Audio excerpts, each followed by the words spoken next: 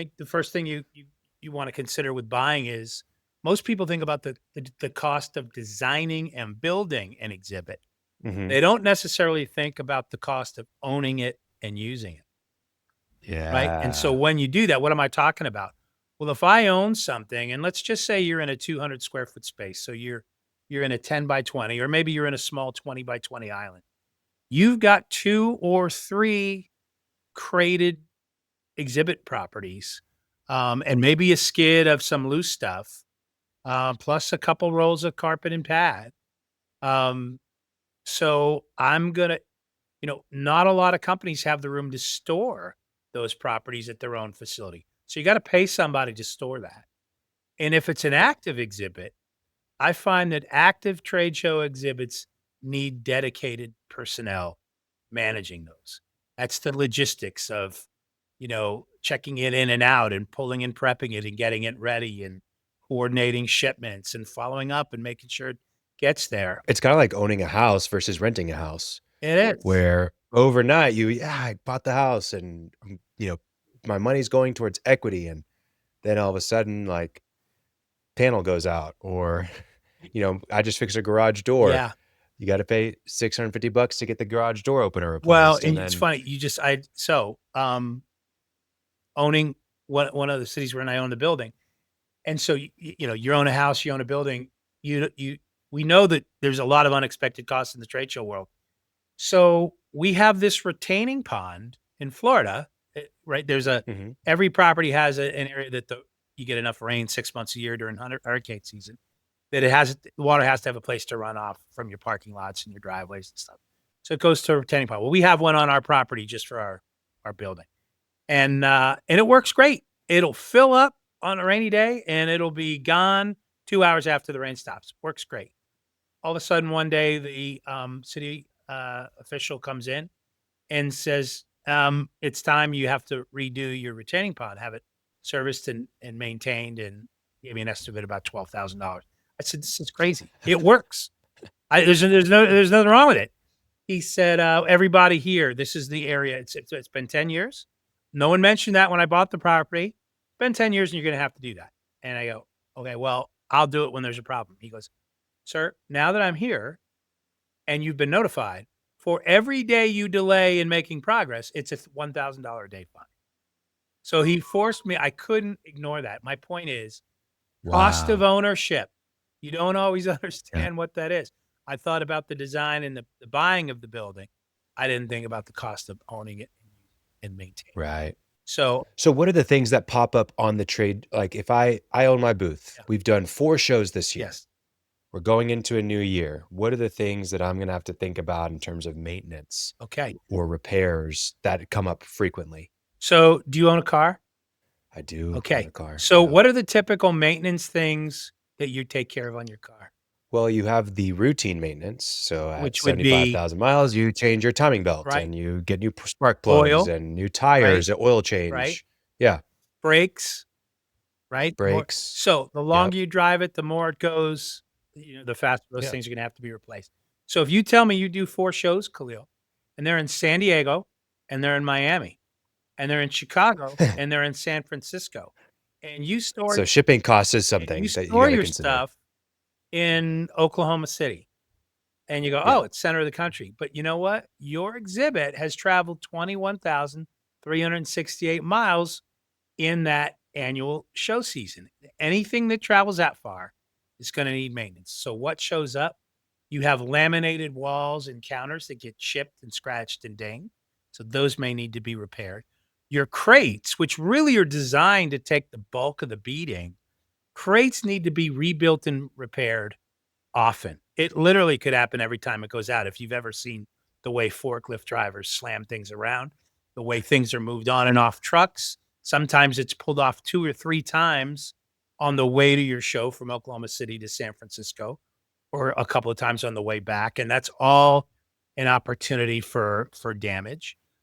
Your graphic messaging is gonna get changed based on different shows, maybe a different audience, right? Sometimes you're in front of engineers and tech people. Some other times you might be in front of C-suite executives and senior marketing people. So you wanna maybe Yeah. change that message. So your graphics, Repairs on things like cases and crates. Um, we see AV 1 in 4 shipments. We see an AV screen getting cracked or broken, and then chipped Mm. laminate and by the way, missing items, right? The same mystical force that removes the sock from the dryer when you do laundry somehow takes stuff out of exhibit crates. So anyway, those are all Wow. things that I put under the cost of ownership. Well, but then, so you're saying that you would own the carpet? Did I hear that right So one as well? option, you can own the carpet. So for example, you can really change your environment if you've got some custom carpet. You can print full Right. graphics on flooring now. So that's really cool. Sometimes it's a rollable vinyl floor that looks like wood or stone or laminate. It's a beautiful look as part of the environment that you create. So you're probably going to own that and not rent that. Other people, if you're going with a standard blue, gray, black, red color, silver, you may decide to rent from the show. But yeah, absolutely, it's possible that you can own your own car. So if you own the carpet, but then foot traffic, people are spilling coffee on it, Right, whatever right. happens, you're So responsible for getting that right. cleaned, and So then when we talk about it yeah. comes back, remember dedicated people, manage active trade show exhibits. So part of what so we may store properties or your exhibit house is going to store properties. They're gonna pull and prep that booth before it goes out to from the San Francisco show to your Chicago show. And part of what they should Mm. be doing is they're gonna roll your carpet out and they're gonna vacuum it. There's been cuts that have been made for electrical. Sometimes that needs to be repaired or hot seamed.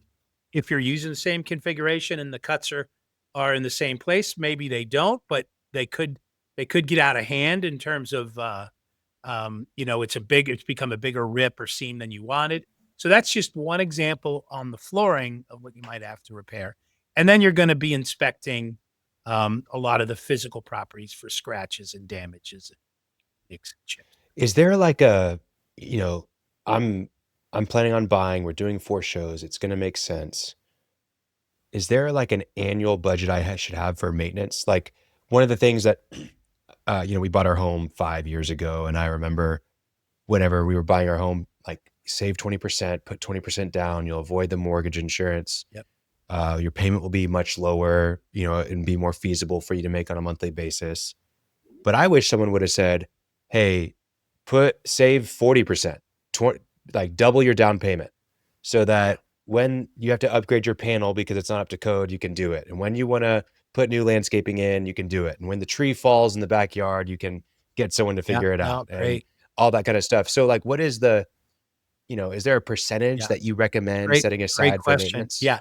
So the old adage when it was traditional custom, meaning things were made out of wood and laminate, the expectation always was whatever you spend on that initial design and build, let's say you spend $50,000 on an exhibit, you Right. can expect to spend 25% of that Okay. after the first year refurbing and updating. That's not necessarily the same amount as pulling and prepping it and getting it ready for a show. In other words, if you want to have a dress rehearsal done in your exhibit company's warehouse every show, and maybe you're integrating a different product into that look. That's in addition to that additional time or expense to do that. But I'm talking about just the normal wear and tear and upkeep. 25% was what we would say Okay. for 4 to 6 shows a year you can expect to spend. So all these we're talking about if you choose to buy and purchase, Khalil. So it's a great question. So that's now you've got a lot of lighter weight things, tons of beautiful structures being done now with tension fabric.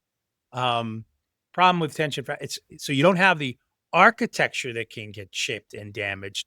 But I remember my mother used to buy those stockings when I was a kid that came in those giant eggshells, the legs. I think legs was the name of the brand.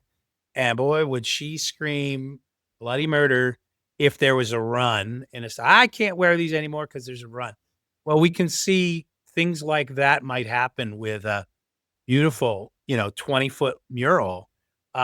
We've seen somebody pack a cleaning spray gun of cleaning material in the crate or the case with a digitally printed fabric mural. and the bottle breaks and the chemicals run and the ink stain and the entire thing. There's no patching that. It has to be repaired, and that could be thousands of dollars on the graphics. So whether it's wood and laminate, whether it's fabric, there's clearly going to be an expense for upkeep. I still think you end up probably changing your messaging, maybe even more than damage may show.